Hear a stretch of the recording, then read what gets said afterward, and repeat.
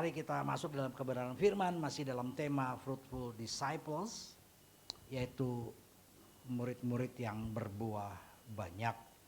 Ayatnya diambil dari Yohanes pasal 15 ayat ke-8. Dalam hal inilah Bapakku dipermuliakan, yaitu jika kamu berbuah banyak, dan dengan demikian kamu adalah murid-muridku. So ayat ini isunya atau penekanannya adalah murid, disciples ya. Penekanannya ada murid karena pada waktu seseorang menjadi murid dia akan berbuah banyak dan hidupnya mempermuliakan nama Tuhan. So fruitful disciples. Nah, mengapa murid? Karena murid dapat memahami, mengerti dan melakukan apa yang diajarkan. Karena murid dapat memahami, mengerti, dan melakukan apa yang diajarkan. Dan pada akhirnya para murid ini menjadi orang Kristen yang berbuah banyak. Jadi murid itu dia mendengar, paham, dan lakukan sampai muncul murid melalui hidupnya. Ya, salah satunya bahwa seseorang disebut murid karena memang melalui hidupnya muncul pribadi-pribadi Kristen lain yang menjadi murid Kristus. Dan murid itu tetap dan terus berbuah banyak. Dan pada waktu itu Tuhan bilang gini, dia mempermuliakan Tuhan. So seringkali seseorang berkata bahwa jadi murid, bosan aku, kok aku jadi murid. Ini semua harus aku begini, harus aku begini, harus begini. So apa manfaatnya untuk aku? Kan seringkali seseorang kalau dia melakukan sesuatu atau dia katakanlah beli sesuatu atau apa saja, maka apa untungnya untuk aku? Apa benefitnya untuk aku? Seringkali itu menjadi pertanyaan yang lumrah sekali, bahkan di dalam kehidupan orang Kristen.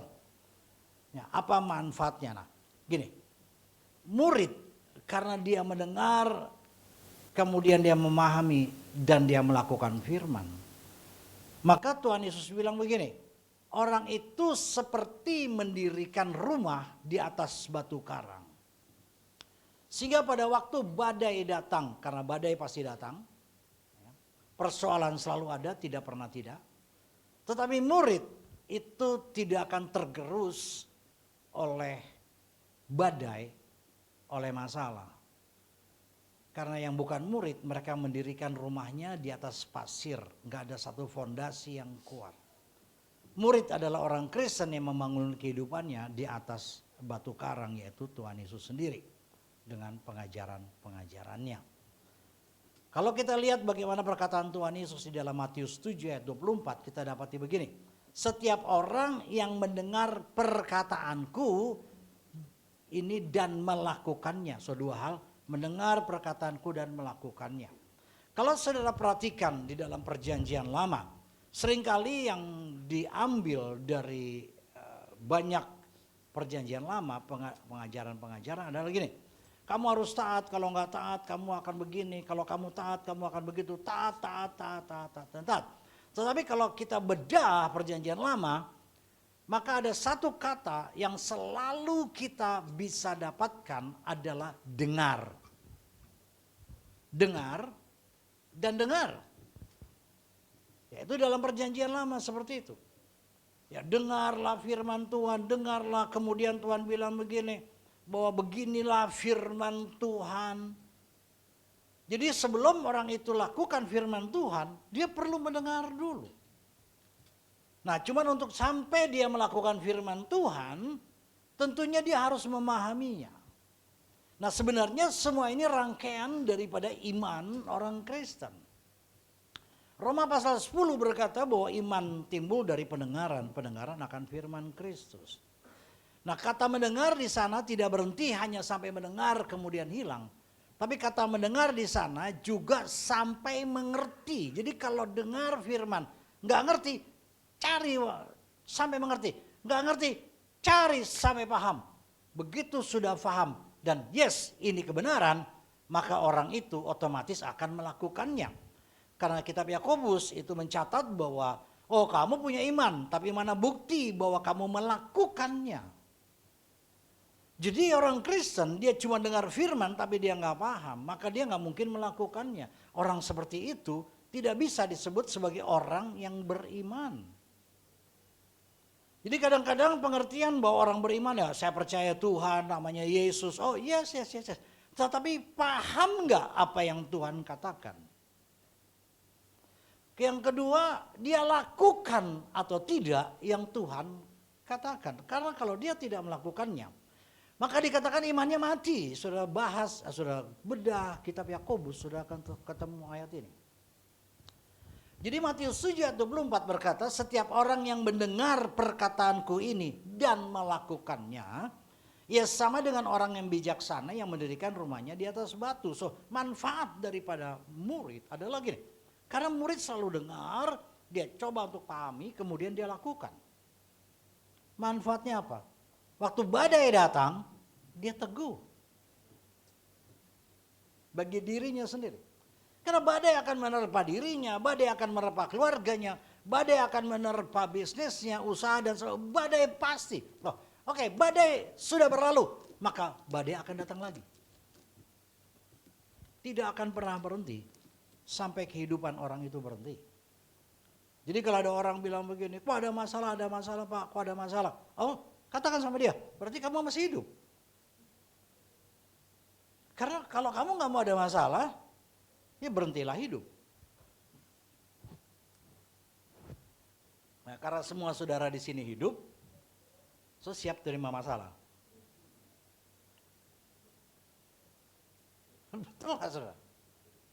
Tapi karena kita mendengar, kita paham firman Tuhan, dan kita lakukan, maka kita bisa bilang begini, oh, welcome problem.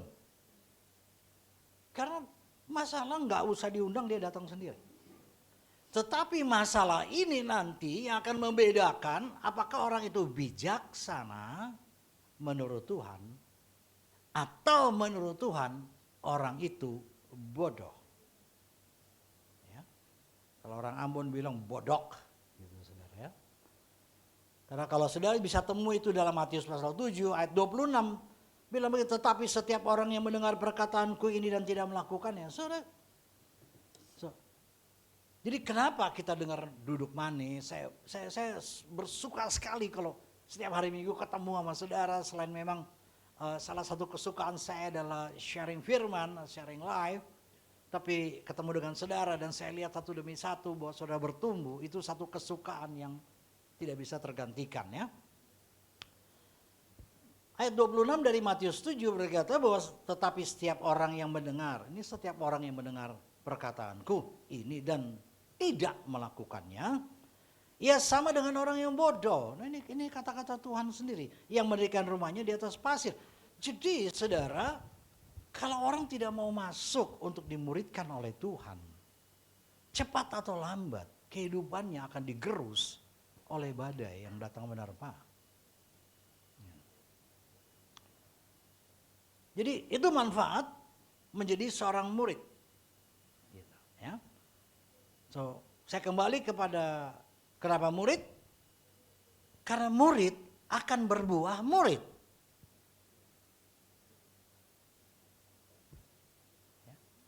Kenapa murid?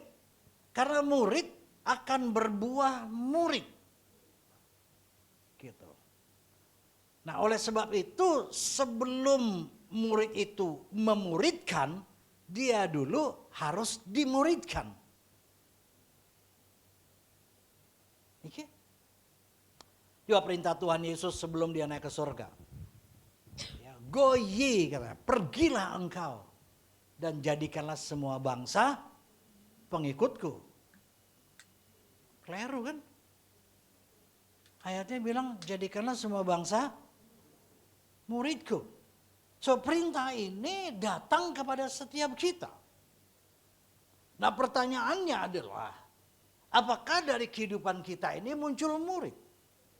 Karena Matius 28 bilang jadikanlah semua bangsa muridku dan ajarlah mereka. Nah ini penegasannya. Melakukan apa yang kuajarkan kepadamu. Dan luar biasanya begini, aku akan menyertai engkau sampai akhir zaman. Kenapa mesti ada kata-kata aku akan menyertai engkau sampai akhir zaman? Karena proses murid dan memuridkan bukan proses yang mudah, saudara. Dunia akan menolak itu. Kerajaan kegelapan akan menghantam murid. Kerajaan kegelapan tidak pernah takut dengan pengikut. Karena pengikut ditiup sedikit pasti lari. Tapi murid tinggal tetap. Dan hanya murid yang akan memproklamasikan kemenangan Tuhan. Yes, Tuhan sudah menang di atas kayu salib. Yes, dia bangkit dari mati. Yes, itu benar. Tetapi yang memproklamasikan, memproklamirkan kemenangan Tuhan adalah murid. Dari mana dunia tahu bahwa Tuhan adalah Allah pemenang? Lewat murid. Karena murid ini nanti dia dengar, dia paham, dia lakukan firman, maka dia pun akan mengalami peristiwa-peristiwa dan dia akan berjalan tetap di atas kebenaran firman. Sehingga melalui kehidupannya muncullah kesaksian bahwa Yesus adalah Allah pemenang. Itu sebabnya tadi dikatakan bahwa pada waktu jadi murid berbuah banyak, di titik itu orang Kristen mempermuliakan Tuhan. Oke? Jadi, Pak, bagaimana pemuridnya?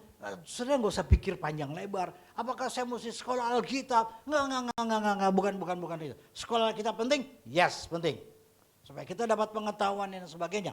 Tetapi, saudara begini. Pada waktu ada orang Kristen lain datang ke kita, kemudian dia mau belajar tentang firman lewat kehidupan kita, firman yang hidup, bukan pengetahuan. Sebenarnya kita sudah masuk untuk memuridkan orang lain. Apalagi kalau orang itu dia mau mengikuti cara hidup kita di mana kita menghidupi firman. Seringkali gini, di media sosial ada banyak orang begitu bangga. Followernya ada 500, follower saya 500. Oh, follower saya 1 juta, Pak. Follower saya 20 juta. Oke, baik.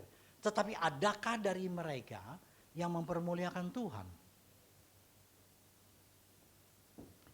Nanti kita lihat lebih banyak lagi. Nah, oleh sebab itu saya cuma mau sampaikan gini. Wadah yang paling tepat, wadah yang paling indah untuk pemuridan itu bukan datang di kelas. Wadah yang paling tepat untuk pemuridan adalah rumah.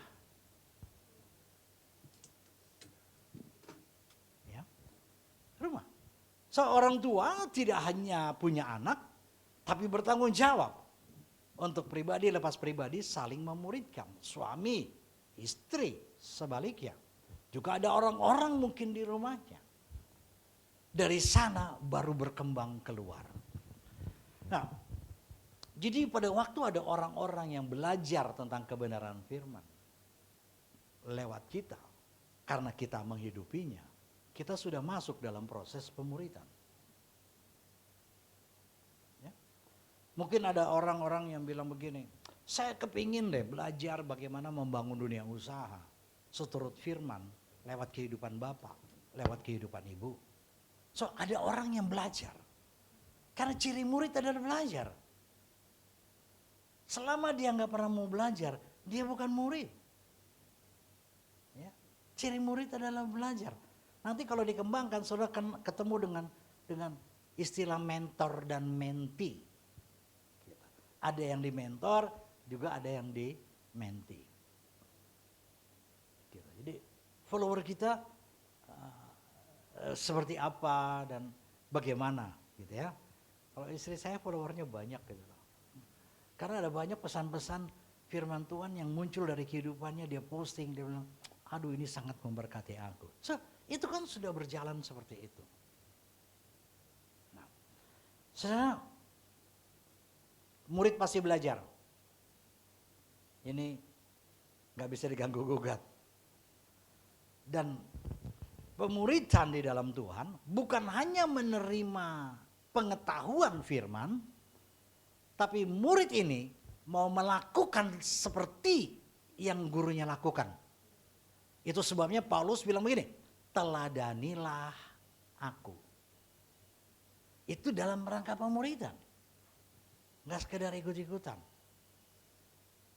Ya. So, ini kita diajak ke sana. Jadi murid akan meniru gurunya. Bahkan saudara, murid akan lebih dari gurunya. Itu Mazmur 119. Pak, sebentar. Guru saya Tuhan Yesus. Apakah saya akan lebih dari Tuhan Yesus? Buka saja kitab Yohanes pasal 14. Silakan ketemu di sana. Kalau engkau percaya kepadaku dan engkau akan melakukan pekerjaan-pekerjaan yang aku lakukan, bahkan yang lebih besar dari itu. Murid kan? Gitu saudara. Jadi murid itu keinginannya cuma berkenan kepada gurunya. Nah sementara pengikut hanya berpikir tentang dirinya. Fokus kepada dirinya.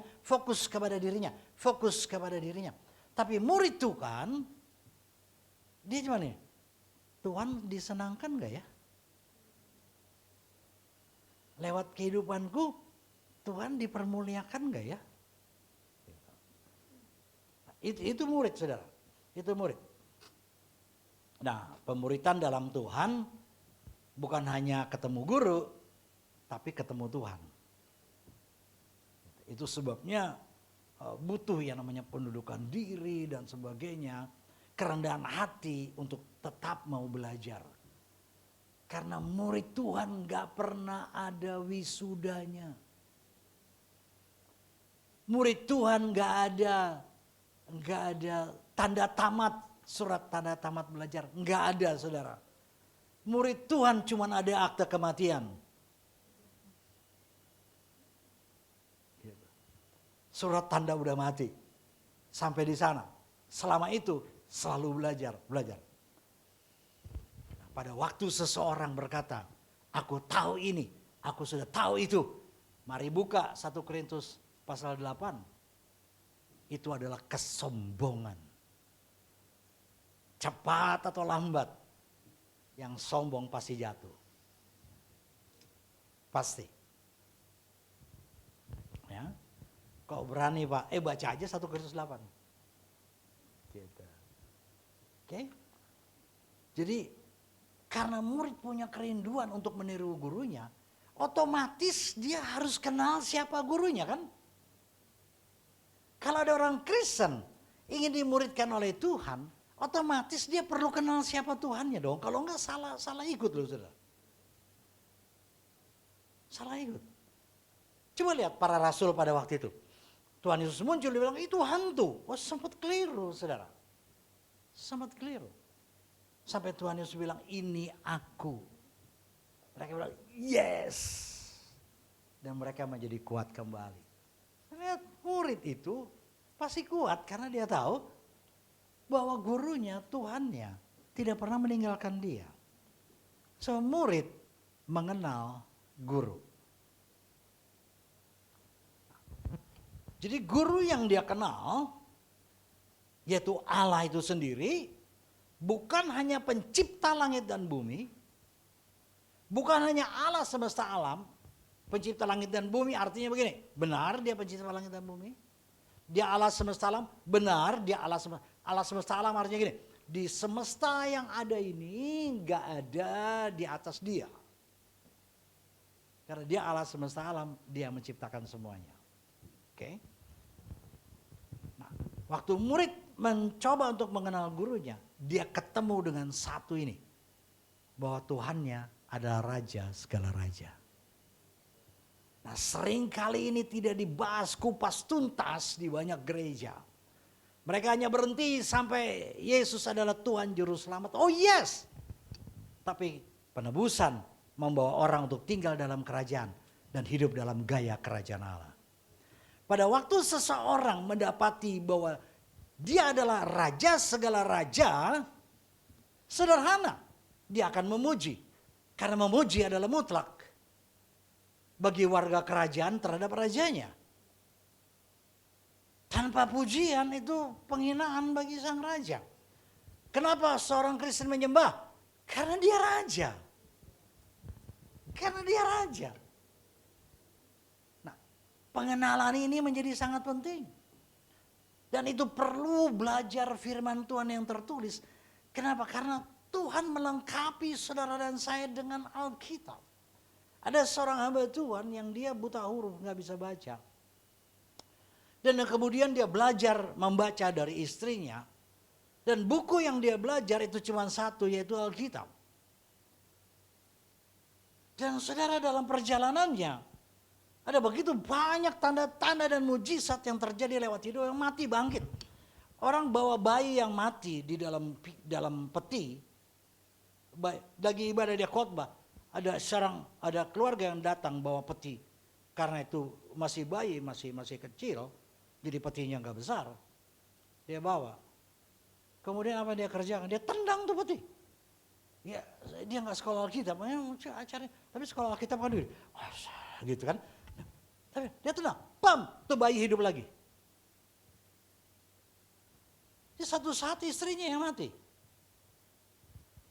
Istrinya mati, dia bilangnya, dalam nama Yesus bangkit. Bangkit istrinya, saudara. Terus istrinya bilang begini, kenapa kamu perintahkan aku bangkit? Aku udah enak sama Tuhan. Oh ya wes, kalau gitu mati yo. Mati beneran. Jadi, coba lihat orang-orang ini yang memang pegangannya Alkitab. Dia ngobrol sama Tuhan. Tiba-tiba ada setan.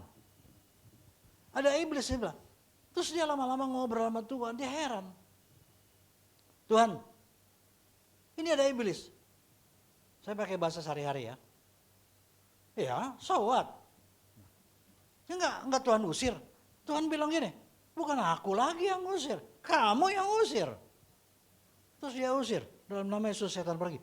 Setan pergi.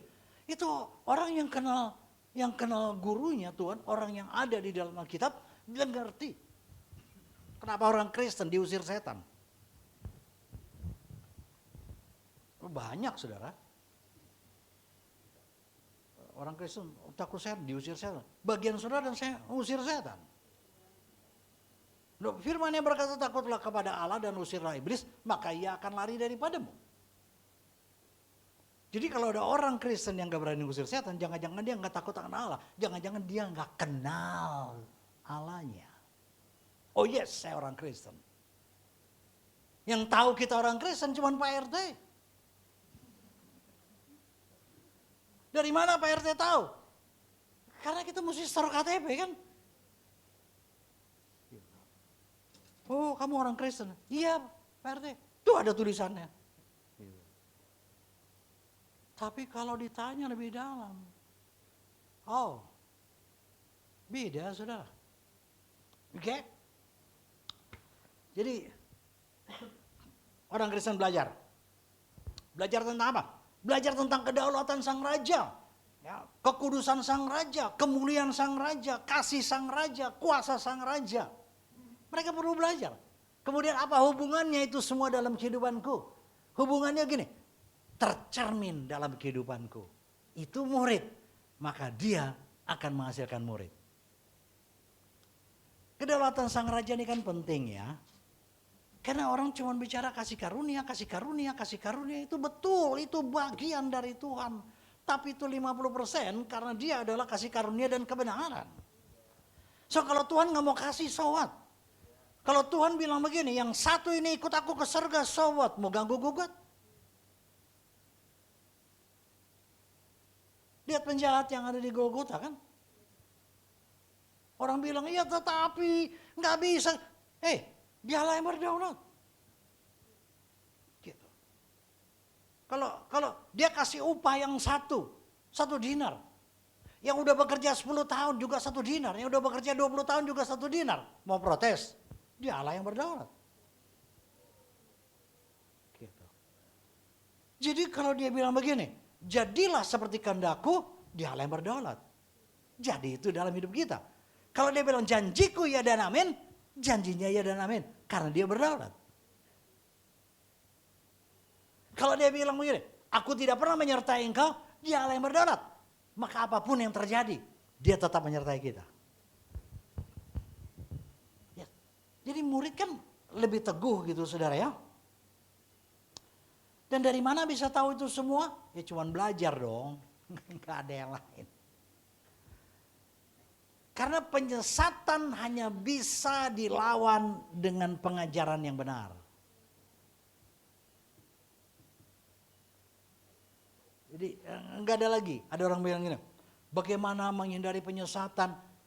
Belajar aja firman Tuhan yang benar, pasti nggak tersesat. Pegangnya Alkitab. Tadi tokoh yang saya sampaikan itu mungkin sudah pernah tahu, pernah dengar, namanya Smith Wigglesworth. Menyembuhkan orang yang penyakit dalam, dia pukul perutnya. Tapi itu Tuhan yang suruh. So di Kupang ada yang begitu saudara. Ini kejadian. Karena Smith Wigglesworth kalau dia menyembuhkan, tung dia tendang. Oh dia kasar. Tapi orang sembuh. Di Kupang tiru-tiru. Orang diinjak-injak. Polisi yang datang. Ini terjadi. Oh iya saudara. Karena belajar firman Tuhan sudah potong-potong. Itu cuma niru kesaksian orang. Jangan tiru kesaksian orang. Ambil firman, kesaksian yang muncul. Mau contoh lain yang konyol? Di Cina. Begitu terjadi banjir bandang. Sungai itu. Nggak tahu mesti lari kemana. Ini orang Kristen yang mereka bilang militan, saudara. Dia bilang begini, Tuhan Yesus jalan di atas air. Yuk kita jalan di atas air. Anyut. Pengenalan akan Tuhan mesti lengkap. Itu sebabnya yang disebut full gospel, Injil sepenuh. Kasih dan kebenaran dan kuasa. So, mengapa Alkitab? Karena Alkitab nggak pernah salah. Sudah pernah ketemu dengan buku yang ada catatan kalau ada kesalahan akan kami revisi. Bukan hanya cuma buku. Banyak akte atau apa. Kalau ada kesalahan akan kami revisi. Alkitab nggak ada saudara. Alkitab nggak ada salah. Yang nambahin, ngurangin. Urusannya sama Tuhan. Jadi Alkitab jangan ditambah, jangan dikurang. Tahu nggak saudara roh agamawi? Roh agamawi itu yang tertulis ditambah-tambahi atau yang tertulis dikurang-kurangi. Pilih-pilih ayat yang dia suka, itu roh agamawi. Itu yang ditengking oleh Tuhan Yesus. Murid tidak seperti itu. Oke? Ya. Jangan kebanyakan kembangannya. Saya suka diingetin. Kalau ibadah satu tuh cuma lurus-lurus nggak ada kembangannya. Ibadah dua kok banyak kembangannya. Ya ibadah dua itu enaknya pulang jam 11 lebih langsung makan. Kalau ibadah satu, kalau kelamaan udah ada yang datang lagi ibadah dua. So kenapa Alkitab? Alkitab nggak pernah salah. Kenapa Alkitab? Alkitab mengikuti zaman. Coba cara lihat buku-buku lain. Oh udah nggak bisa diterapkan. Alkitab tidak.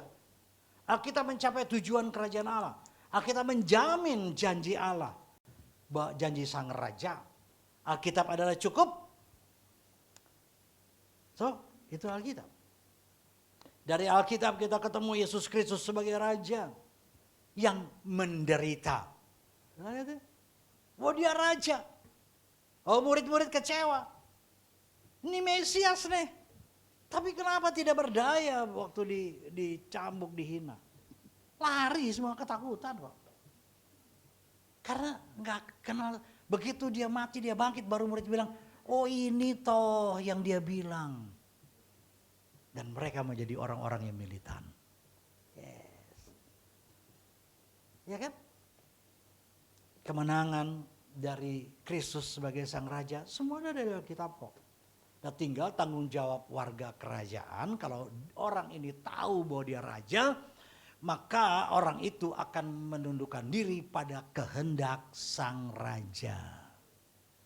Kenapa orang Kristen suka tawar-tawar dan jalan dengan kehendaknya sendiri? Dia nggak kenal Tuhan. Dia nggak kenal Tuhan, dia nggak kenal. Saudara kalau lihat perjanjian lama untuk bangsa Israel kenal Tuhan tuh serem saudara. Dikirim ular beludak dan sebagainya. Tapi perjanjian baru enggak lah, moga-moga. Ya? Jadi saudara, semuanya itu kita belajar. Tapi apakah cuma belajar? Enggak cukup saudara. Enggak cukup. Harus paham. Paham, terus lakukan. Itu murid. Karena sekarang ini kan marak. Oh saya bisa dapat pengetahuan firman dari khotbah-khotbah YouTube, online dan sebagainya. Oh benar. Bahkan lewat AI. Oh iya benar. Tapi yang nggak bisa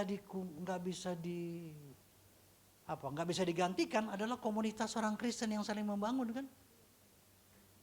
Karena dari mana kita bisa lakukan firman kalau bukan dari lingkungan yang paling kecil? Karena ada banyak orang Kristen yang mereka lebih suka ke sini, lebih suka ke sana, lebih suka ke sana. Sangat mungkin dia punya hati seperti itu, tapi firman Tuhan berkata bahwa gini, mulailah dari rekan seimanmu. Karena orang lain yang kita tolong cuma puji-puji kita. Tapi rekan seimanmu, waktu kamu puji, dia akan nendang kita.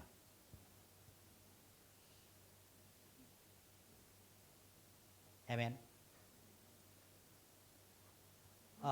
Senyum dikit dong. Ada yang bawa minum, minumlah. Kan, maksud saya, mari, peng gitu loh saudara. Di benak kita gitu. Ya, tapi jangan meledak.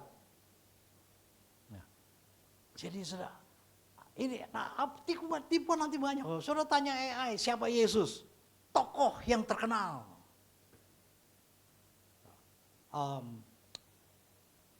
Dulu ada film Jesus is Superstar. Ini hanya angkatan saya yang tahu, yang lain pasti. Dia bukan superstar. Superstar untuk manusia. Jadi judulnya aja keliru walaupun bawa nama Yesus. Jadi hati-hati dalam membangun satu image atau membuat satu statement atau istilah. Ya. Karena mulai tahun depan lebih parah lagi loh saudara, bukan AI. Bukan AI.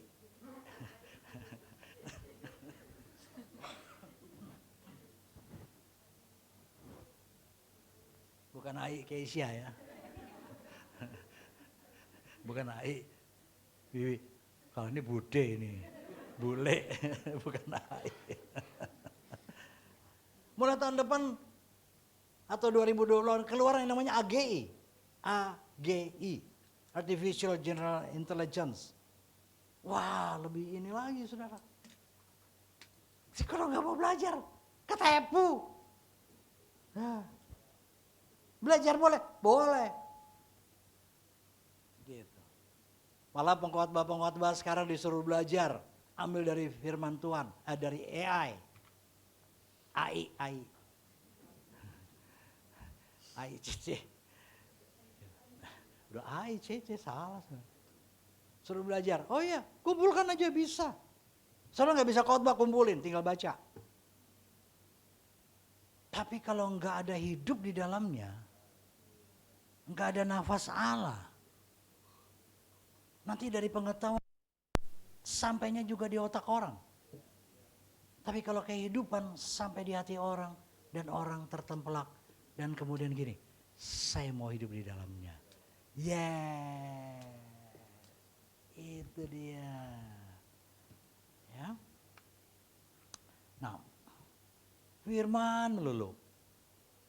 Firman terus. Iyalah saudara, ini gereja saudara. Kalau di luar kita ngomong majalah apa gitu. Tapi kan firman itu kan nggak pernah salah kan? So kenapa nggak kita bahas? Kenapa kita ikuti yang suka salah? Nanti salah. Saking takut salah, buka lagi. Buka situs untuk lihat hoax apa enggak. Sudahlah, firman gak ada hoaxnya. Penafsirannya bisa hoax. Itu sebabnya Tuhan bilang gini. Maka katanya kepada orang-orang Yahudi yang percaya kepadanya, Jikalau kamu tetap dalam firman-Ku, kamu benar-benar adalah murid-Ku. Ini kriteria lain dari seorang murid. Seorang murid tetap dalam firman. Dan kamu akan mengetahui kebenaran dan kebenaran itu akan memerdekakan kamu. Oke, sebentar. Sebelum kita kupas ayat ini gini.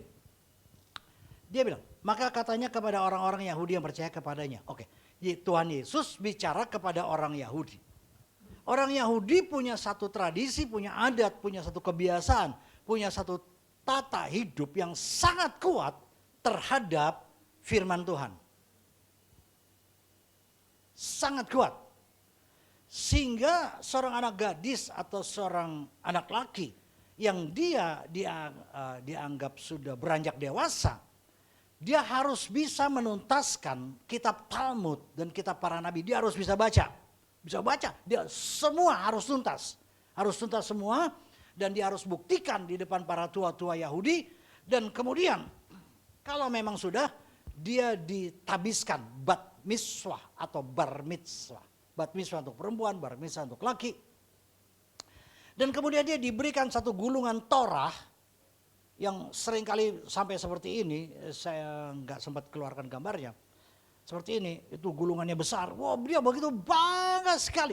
Jadi dari kecil dia sudah punya kebiasaan mengenali atau mengupas Torah.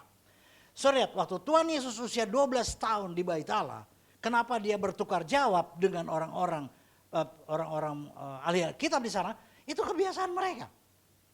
Tapi yang luar biasa waktu itu Tuhan Yesus bilang ini di rumah Bapakku, itu tambahannya.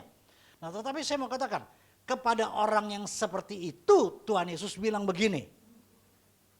Jikalau kamu tetap dalam firman-Ku, karena kamu bisa tamat Alkitab, kamu bisa baca Alkitab, kamu bisa terjemahkan, kasih pengetahuan, tapi kamu tidak tetap, kata tetap bahasa aslinya meno atau berakar dalam firman, maka kamu bukan murid.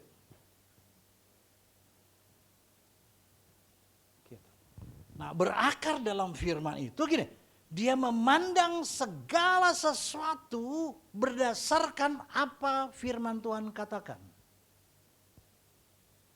Kejadian dalam keluarganya, kejadian di kehidupannya, dia difitnah orang misalnya atau ditipu orang, firman ngomong apa kalau itu terjadi dalam itu berakar.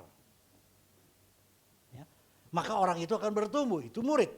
Misalnya yang terjadi sekarang di Timur Tengah, firman ngomong apa? Buka kitab Yeskel 36, buka kitab Yeskel 38, buka kitab Daniel. Semua udah ditulis untuk kejadian itu. Rusia Ukraina perang, buka kitab. Itu sudah ditulis, semua sudah ditulis. Kelaparan, semua sudah ditulis. Dan Pengkhotbah 1 ayat 9 berkata, yang sudah terjadi akan terjadi lagi. Artinya apa? Kalau sampai bencana alam itu terjadi lagi, kita sudah siap. Coba lihat misalnya bencana alam di Aceh, banjir, bencana alam di Sibolga. Kami pernah pergi ke Sibolga di sana dan beberapa tempat di sana bencana alam terjadi kenapa? Karena mereka nggak hidup di firman. Firman berkata, rawatlah dan peliharalah. Itu kitab Kejadian.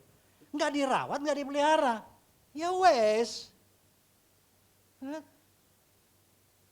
Ya, orang Kristen sendiri kalau nggak peduli lingkungan, bahaya saudara, akan menghantam hidupnya.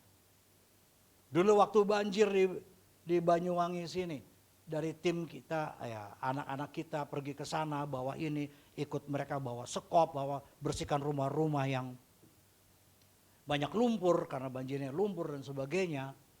Begitu dikupas-kupas, ternyata di lereng Ijen itu pohon-pohon besar ditebangi. Sudah. Dari mana tahu? Baca aja Alkitab. Bagaimana cara kita buang usaha, bagaimana cara kita berinteraksi dengan orang. Buka aja Alkitab. Dia sudah jelaskan semuanya. Ada masalah? Solusinya apa? Datang dari firman Tuhan. Itu artinya tetap dalam firman-Ku. Itu arti kata tetap dalam firman-Ku. Dan orang seperti ini akan merdeka. Merdeka dari mana? Perhatikan ayat ini berbicara gini. Kamu hamba dosa atau hamba Tuhan? orang yang tidak tinggal tetap dalam firman, dia hamba dosa. Saya mau lakukan ini, firman ngomong apa? Saya mau lakukan itu, cocok dengan firman, itu berakar. Ini yang menentukan orang itu hamba dirinya, hamba dosa, atau dia memang mengabdi kepada Tuhan.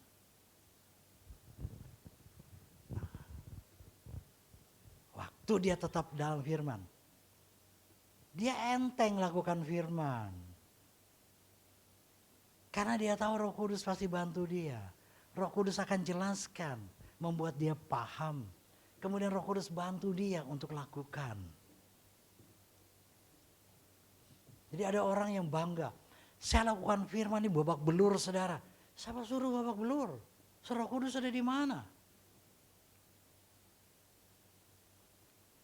Ya, karena itu sebabnya apa namanya? Saya cuma berikan ini 3D. Didengar, dipahami, dilakukan. Kalau ada orang kan untuk pekerjaan Tuhan gimana? Juga 3D. Doa, dana, daya. Gitu. Kalau kita didengar, dipahami, dilakukan. So, Tuhan bilang gini, sepintar apapun manusia itu. Mau S1, S2, S3, S4, S5, S coret. Mau dia profesor, doktor, karburator bocor. Kalau dia tidak membangun hidupnya di atas batu karang. Tuhan Yesus bilang gini, kamu bodok. Itu orang Ambon bilang, bodok. Kenapa? Karena hidup kamu mungkin 80 tahun, mungkin hidup kamu 90 tahun, mungkin hidup kamu 100 tahun. Dan semua orang bilang kamu sukses. Tapi ujungnya neraka. Bodoh kan kamu?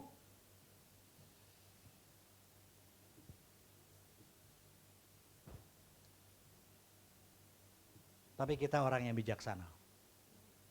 Ya. Salami dulu kiri kanan. Kamu pernah tahu orang bijaksana? Ini aku. Loh, buktinya saudara duduk manis dengar di sini. Betul nggak saudara? Tapi saya keleleran, saya nggak tahu lagi. Saya nggak mau menghakimi. Tapi kita mau pulang dari sini, kita lakukan firman. Amin. Oke, kita akan tetap kuat. Gitu, saudara. Nah, Pak gimana belajarnya Pak? Belajarnya gimana Pak? Sudahlah duduk manis sini aja, saudara dijamin kok dikasih yang benar.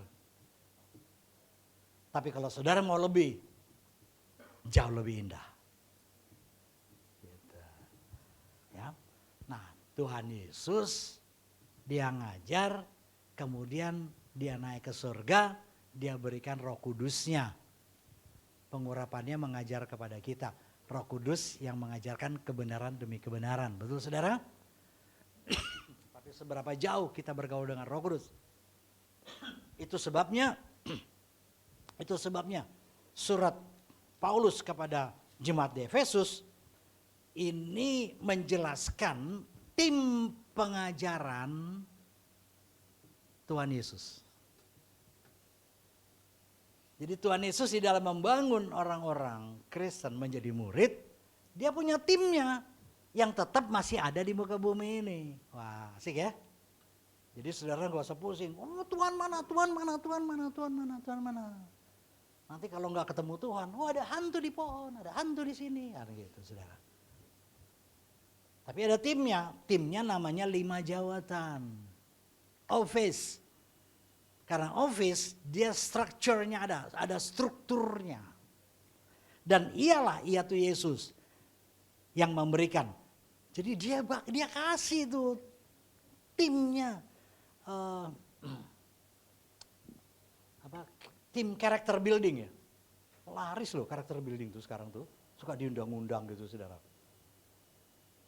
Tapi tim character building itu kan cuman meluncur dari pohon tinggi sampai bawah gitu ya. Tapi ini the dream team. Dia berikan rasul, nabi, pemberita Injil, gembala-gembala dan pengajar-pengajar untuk memperlengkapi. Jadi pengajar dengan pengajaran, gembala dengan pengembalaan, rasul dengan pengembangannya semua, nabi dengan ini. Semua itu masing-masing mengambil bagiannya untuk memperlengkapi saudara dan saya. Dan kita ada di dalamnya. Kita ada dalam gereja. Jadi gereja DIY nggak bisa saudara. Pak, gereja apa lagi DIY? Do it yourself. Gereja-gerejaan, namanya gereja-gerejaan. Gereja rumah, nggak ketemu yang 5 jabatan. Itu sebabnya kita ada di dalam satu wadah yang rasulnya ada. Ada rasulnya. Nanti habis ibadah bisa tanya saya, siapa rasul di lingkungan kita? Siapa gembala? Ini semua 5 jabatan harus diakui oleh tubuh Kristus. Jadi nggak bisa ngaku-ngaku sendiri. Minimal kota yang mengakui dia. Baru ketemu jawatan. Tugasnya sederhana. Memperlengkapi orang-orang kudus bagi pekerjaan pelayanan, bagi pembangunan tubuh Kristus. Jadi murid itu belajar mutlak ya, bukan pilihan. Nah, problem orang Kristen bukan perusahaannya bangkrut. Problem orang Kristen bukan karena ditipu orang. Problem orang Kristen adalah malas belajar. Belajar firman Tuhan. Itu problem terbesar orang Kristen. Akibatnya dia gak kenal siapa Tuhan. Padahal kitab Efesus itu bicara bahwa ada satu rahasia yang besar dalam pengenalan kita akan Tuhan. Dan itu butuh pewahyuan untuk sampai ke sana. Efesus pasal 1. Oke? Jadi 5 jawatan itu asistennya Tuhan. Nah, cuman kan banyak diselewengkan, iya betul. Supaya orang Kristen terampil nanti. Gitu. Ya saudara ya. Sampai kapan saya belajar? Ayat 13-nya bilang gini. Sampai kita semua telah mencapai kesatuan iman dan pengetahuan yang benar tentang anak Allah, kedewasaan penuh, tingkat pertumbuhan yang sesuai dengan kepenuhan Kristus. Sudahkah? Belum. Jadi belajar. Terus sampai kapan? Ayat 15 bilang bertumbuh dalam segala hal ke arah dia Kristus yang adalah kepala. Sudah seperti Kristus atau menuju? Belum.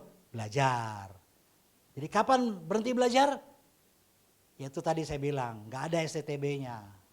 Surat tanda tamat belajar nggak ada. Cucu saya barusan diwisuda kemarin. Tapi lanjut SMA. Masih belajar lagi. Terus kita kapan? Waktu akta kematian keluar. Tapi wes kasep kan? Iya enggak? Kalau udah keluar deh. Kamu kemana? Hades atau Firdaus? Masuk kelas kalau ngerti Hades dan Firdaus. Oke? Saudara, itu sebabnya belajar nggak ada tamatnya. Siapa yang bilang belajar ada tamatnya? Aku tahu semua. 1 Korintus 8, sombong dia. Gitu. Ya. Jadi semua yang udah ada itu balik lagi. LGBTQ, wah zaman Sodom dan Gomora udah ada. Sudah ada saudara. Jadi jangan bingung. Gitu. Cuma dulu diumpetin sekarang muncul gitu aja. Jadi murid itu nggak bisa dibohongi. Nggak bisa dibohongi. Jadi kalau ada orang tua yang kepingin anaknya nggak gampang dibohongi oleh pengajaran, muridkan mereka. Kan ada wadahnya ya. Betul saudara ya? Gitu. Murid akan tetap kuat karena pengharapannya kepada sang guru. Nah, murid itu tertanam dan berakar. Kalau murid sudah tertanam, tertanam tuh jangan ditanam, dicabut, dipindahin, dicabut, dipindahin, dicabut, dipindahin. Ya Mateo. Game over saudara. Kayak bisa bertumbuh. Tadi saya bilang, saya nggak tadi udah sampein belum ya? Saya nggak cocok sama gereja ini, saya pindah gereja ini. Saya nggak cocok sama gereja ini, pindah gereja ini. Saya nggak cocok sama gereja ini, saya pindah gereja ini. Carilah yang cocok. Kalau nggak pernah ada cocok, buka gereja. Jangan-jangan kamu yang nggak bisa nyesuaiin waktu diproses. Ya. Nah, murid tuh kayak gini nih. Tetapi yang kesukaannya. Saudara, sarapan kesukaannya apa? Nasi uduk pakai telur dadar. Nasi kebuli, saya tahu tempatnya. Tapi saya cuma bilang tahu tempatnya, nggak beliin saudara. Sarapan yang enak apa? Oh, ada sosis. Sosis sapi, kambing, ayam, ikan, jamur. Itu sarapan di hotel katanya. Sosis sapi, ayam, ikan, jamur, mie instan. Yang mana paling enak? Murid, no Bible, no breakfast.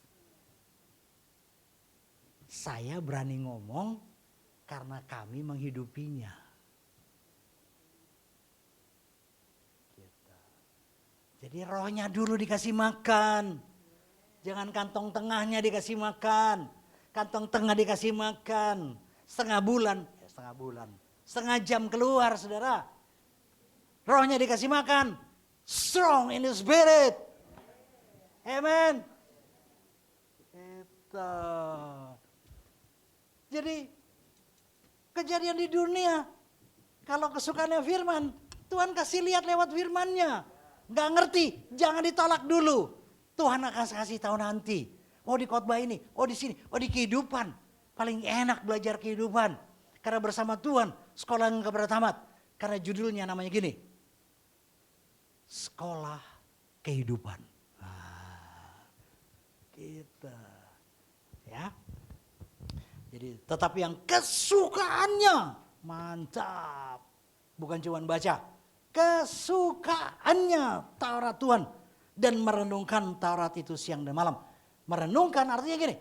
Kejadian ini direnungkan. Cocoknya firman apa? Kejadian ini cocoknya apa? Kejadian ini cocok. Itu merenungkan. Nanti pergi keluar, naik sepeda motor, dipepet orang. Apa nih renungan firmannya? Gitu saudara. Oh renungannya damai sejahtera, jangan marah-marah. Misalnya. Kan saya udah cerita kan? Gitu. Sennya kanan, beloknya kiri. Nah, firman bilang apa? Damai sejahteramu jangan hilang. Bapak Tuhan. Sennya bu, gitu. Nah, kan, saya udah cerita saya pernah kan membelok kiri langsung gitu. Ini anak perempuan naik sepeda motor berhenti di kiri, di kanannya untuk lurus ada yang mobil. Jadi saya klason dia, tenenen, ya. Dia udah kayak polisi dia, saya turunin kaca. Istri saya bilang, hai, stop saya. Terus dianya juga, hai. Oh damai sejahteraku amblas. Sempat tercuri. Ya, dengar firman damai sejahteranya hilang? Gak berani ngomong kan? Nanti makan di kantin, bayar sendiri. Ia seperti pohon yang ditanam di tepi aliran air. Yang menghasilkan buahnya, murid menghasilkan buah pada musimnya. Murid gak mandul. Minggu depan kita buka, kita bahas Yohanes 15. Gak ada murid ditebang, aduh. Ya seperti pohon yang ditanam di tepi aliran air yang menghasilkan buahnya pada musimnya. Dan yang tidak layu, jadi mukanya tuh gak butek gitu loh saudara. Dan yang tidak layu daunnya. Baca sama-sama yang merah nih. 3, 4. Lagi. Itu untuk murid bilang gitu. Itu untuk saya. Oke? Orang yang paham dan hidup dalam firman Tuhan akan berkata kepada Tuhan, tempat perlindunganku dan kubu pertahananku, Allahku yang kupercayai. Ayo baca sama-sama. akan berkata kepada Tuhan, tempat perlindunganku dan kubu pertahananku, Allahku yang kupercayai. Ini orang-orang yang sungguh mau hidup dalam firman Tuhan. Orang yang hidup dalam firman Tuhan akan berkata, aku mengasihi Engkau ya Tuhan kekuatanku, ya Tuhan bukit batuku, kubu pertahananku dan penyelamatku, Allahku, gunung batuku, tempat aku berlindung, perisaiku, tanduk keselamatanku, kota bentengku. Ayo kita bangkit berdiri, kita deklarasi dulu nih. Kita proklamasi deh. Ya. Kata ia berkata, ini pemazmur. Jadi saudara boleh ganti nama saudara. Siapa yang lupa nama? Nanti dicatat, dilihat KTP-nya. Enggak ada yang lupa nama kan? Oke, sebut nama saudara. Saya berikan contoh.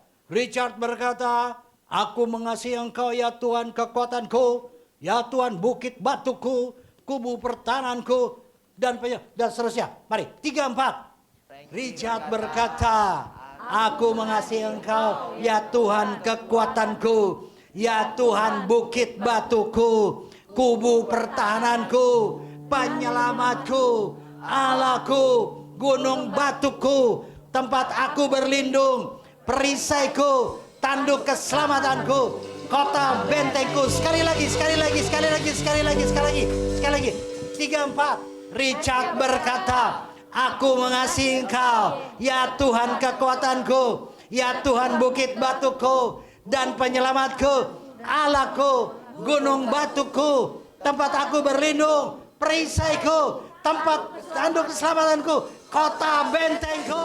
Haleluya.